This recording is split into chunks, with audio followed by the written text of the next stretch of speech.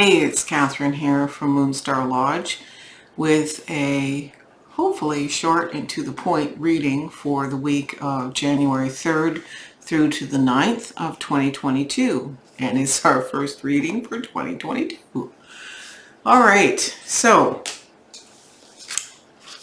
we are just entering into a perigee new moon, meaning that the new moon came into being at 1:33 p.m.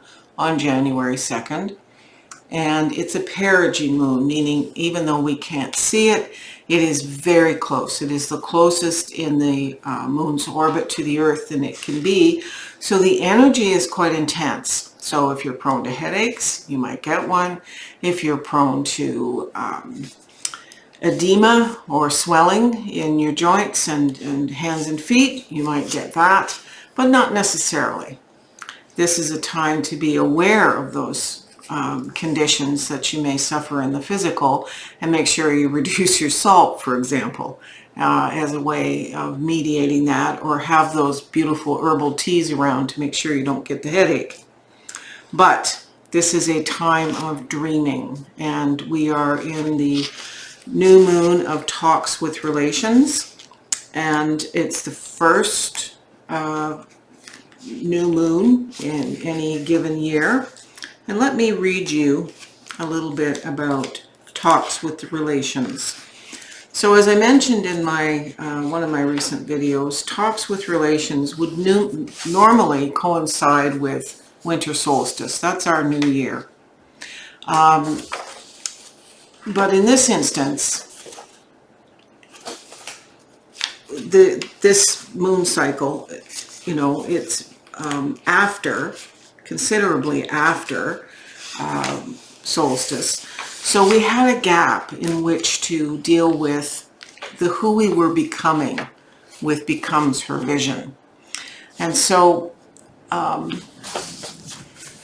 talks with relations would normally be occurring at the time we are with family and friends through the holiday time. But now we are dispersed from family. We are getting back into the routine of day-to-day life, have traveled back home, and so we have an opportunity here to expand who we communicate with and to expand in this beautiful energy, of powerful energy of this new moon. Just what it is we are connecting with in the web of life.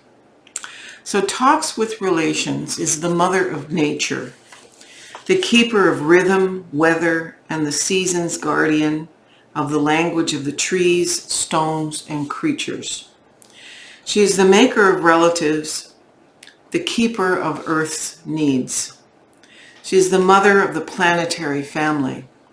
She teaches us how to understand unspoken, the language of nature.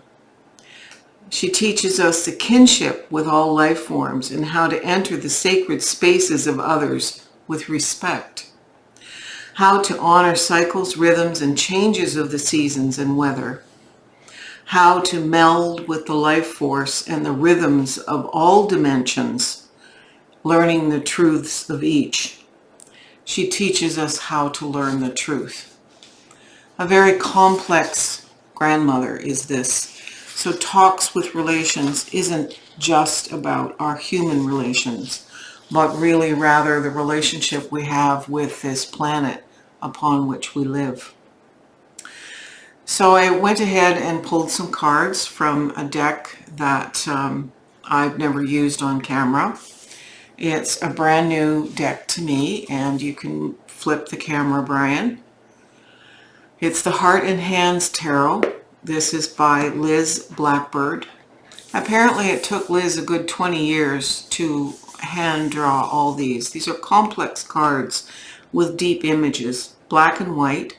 I'm not always a lover of black and white tarot, but the complexity of these images allows me to just spend time and go very deeply into the cards, and I love that. Even the cover on the book is different. This is the Strength card, actually, than the box. So I'm just learning this deck and the nuances of it. And I've paired it up with the Morgan's Tarot, and I've talked about the Morgan's Tarot. This is by Morgan Robbins. It's a U.S. Games edition. It was originally published in 1970, so it's been around for a very, very long time. And it's very 60s vibe to it. It's also a black and white deck. And so I thought it would be a wonderful blend to bring these two decks together. I have other videos coming out on how I pair up clarifying cards, because as a reader I find it very important to have clarifiers. I always have.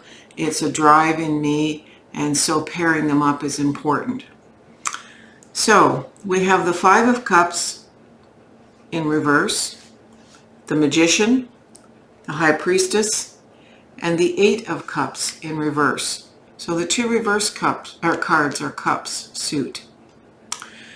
So for this week, the Five of Cups in reverse. Normally the Five of Cups upright talks about grief and pain, but this is coming out. This is using our ability to replace negative thought and reframe it with gratitude for all that we have, not focusing on what we've lost. The clarifier is, if there is a judge, you are it. Judge. This is the scales of balance. All right. So judgment, you are the one who needs to judge whether you are in a loss phase or really what is going on. So it's a beautiful way to start this week with this talks with relations, looking beyond perhaps old thoughts and seeing the beauty as you come out and into this new awareness. Why can you do this? Well, you are the magician. You are the magician using all the elements to create your life. And the clarifier is to go ahead, flip the light switch, switch it on. Give yourself the energy and the kick in the pants, so to speak, to get this happening. You are also the High Priestess, the one who is able to go in and out of the numinous, the void, the dream time, and manifest. So these are two manifesting cards. You're coming out being grateful, and we know that whatever we express gratitude for, we amplify. The clarifier is the card, do it now. Don't wait, do it now. The last card for the week, and I've purposely made this a simpler reading because I know a lot of people are doing their vision boards. This is the Eight of Cups in reverse. This is knowing that you don't have to shift course and go off in another direction.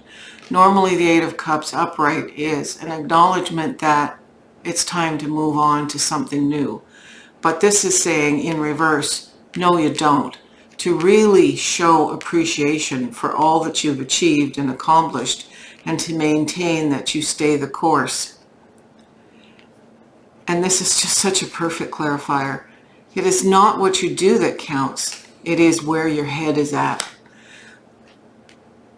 We manifest from our thoughts all things, from the tonal to the nagual. I showed in last week's video the shamanic drawing that I used to teach students the simplicity of where we come from. Everything that exists that has a label is nameable. This table, the stars, the planets, the earth, us, is in the tonal. There's a great line of distinction. It's a membrane, kind of like when you boil an egg and you get that membrane between the white of the egg and the shell. There's also the great line that shimmies and twists around the great distinction. It's a living, spiraling thread of consciousness. So in shamanic work, we don't just deal with what's inside this membrane. We move past it. That's what the core of shamanism is, to move outside and beyond. That's what shape-shifting is. Out here, the Nagual is the field of all possibilities. It's an infinite sea of being. It is the great mastery. It is the realm of all possibility. That's what we call creator, and this is what we call the great mystery. So we have to think of something for it to manifest. So this is what this reading is telling us. You be the judge of where your thoughts go. Do you stay in despair? Do you move out? And gratitude, switching and reframing to gratitude, allows you to be aware of the beautiful magician you are. Go ahead, turn on the light switch, enlighten yourself, bring the light in to get rid of those clouds. To be also the high priestess, who normally, her pillars, which are flowers here, are the pillars in the ancient Temple of Solomon in the old cards. Do it now. Don't wait. Don't procrastinate. Don't stay in the dream time. Do what it takes to manifest in the tonal what you've gone after in the dream time or the Nagual. Focus on what you're creating and know that you don't have to leave it and drop it. Let it be co-creative with the universe. You can flip the camera. So I hope that's helpful for this week of visioning. This is all about visioning. This is about your vision board, whether you take a glue stick and magazine cutouts and really sit down and think about what you're doing, whether you call it Baron Reed's 7-day class on this, or whether you just take images from the internet and make a collage page that you add to and subtract from. I have the capacity to draw on my computer, so I'm in the process of being very, very clear and very precise about what it is I'm manifesting in 2022. So, miigwech, niawen, and have a blessed first quarter of Talks with Relations.